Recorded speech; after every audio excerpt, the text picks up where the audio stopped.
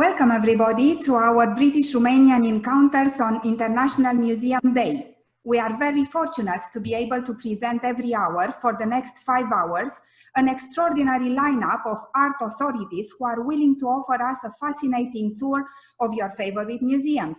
Please allow me to think I can speak on behalf of the vast majority when I say I'm grateful for the immense efforts made by museums, galleries and libraries worldwide to remain close to their public during the pandemic crisis. I'm absolutely delighted to welcome our first guest today, Jill Cook, the keeper of the Department of Britain, Europe and Prehistory at the British Museum. Hello Jill, thank you for joining us. And please allow me to wish you happy International Museum Day, despite the pandemic casting a dark shadow over any proper celebrations this year. Hello Magda, it's wonderful to join you on this really important day, especially because of the pandemic, to be able to talk and share the wonderful culture that we do is really important. And thank you for getting in touch with us for this. What are some of the main things the British Museum is doing to remain connected with its audiences while sadly having to shut its doors?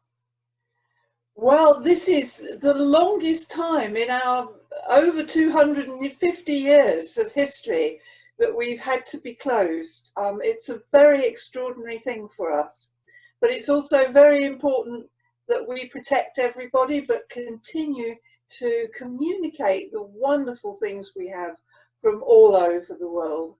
Of course, most of that has been through online, through our website, and happily our new collections online part of the website has gone up, and so people wherever they are can explore the collection and see well over 1 million images of the things that we have in that way.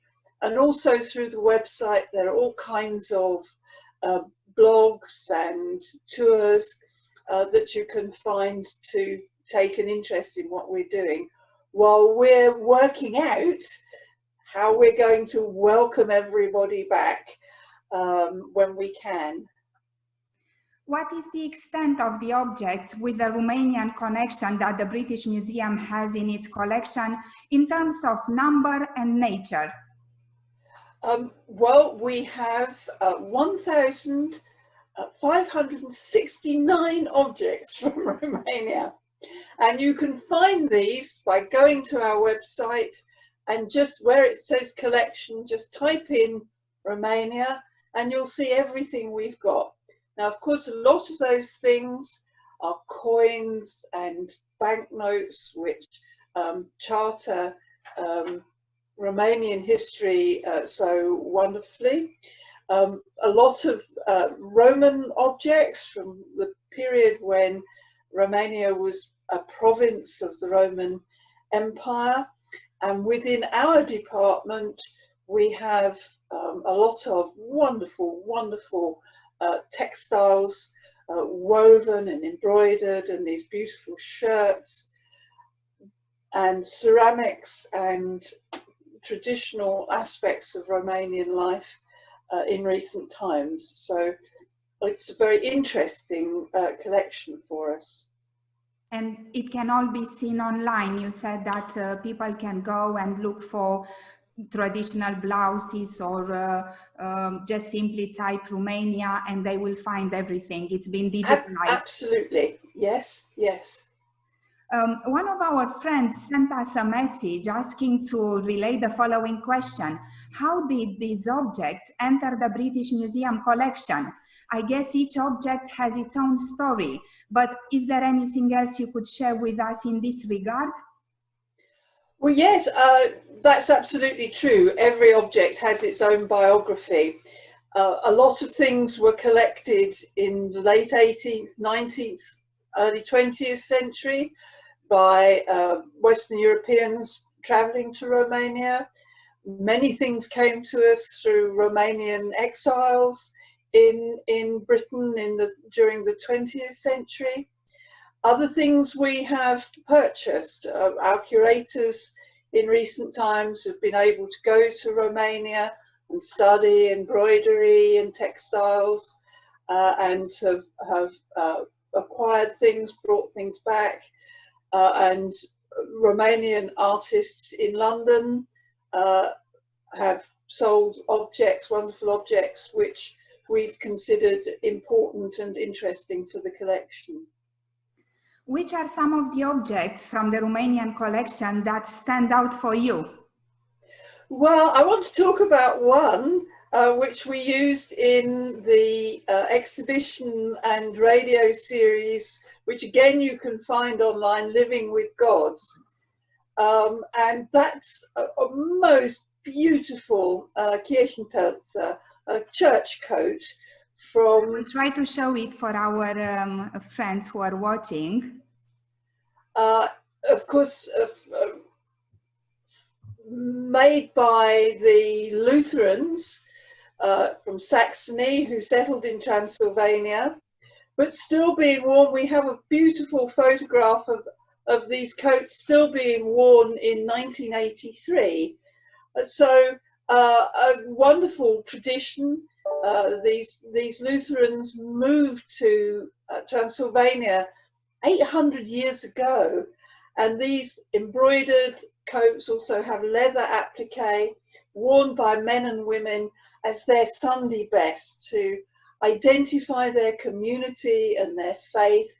And we used it in Living with Gods as a wonderful example of how sometimes religion is an identifier, an aspect of community and socializing, and that these precious garments were given time of marriage or communion or coming of age. So really wonderful, wonderful, most beautifully made things.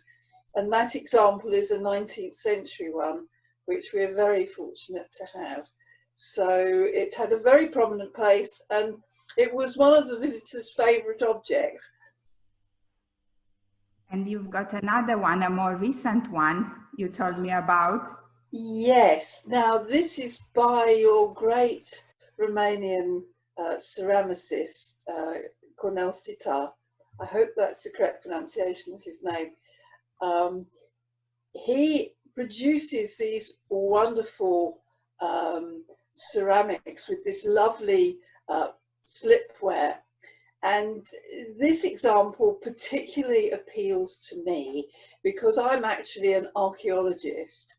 And when I look back 7,000 years ago at the ceramics that were being made in Southeast Europe, these patterns were the kind of patterns that were being used then, and which have continued in traditional Romanian ceramics since then, and indeed in embroidery.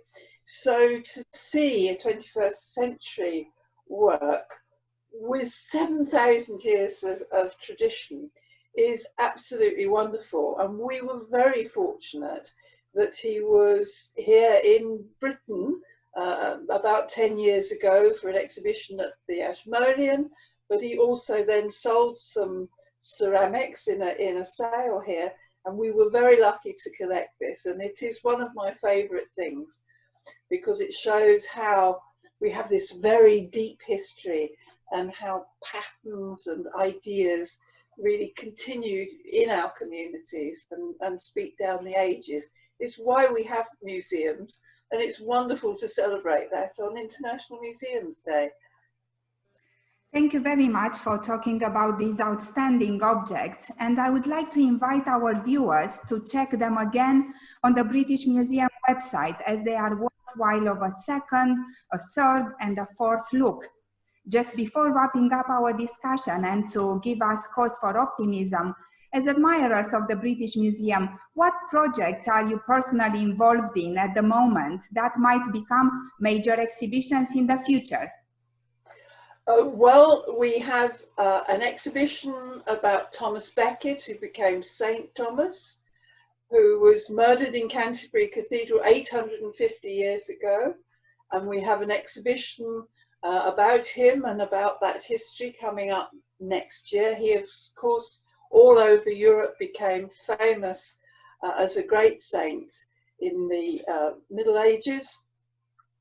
So we're celebrating that anniversary next year in an exhibition here. And then the following year, an exhibition about Stonehenge, the world of Stonehenge, which shows how 5,000 years ago, Britain was connected right across Europe.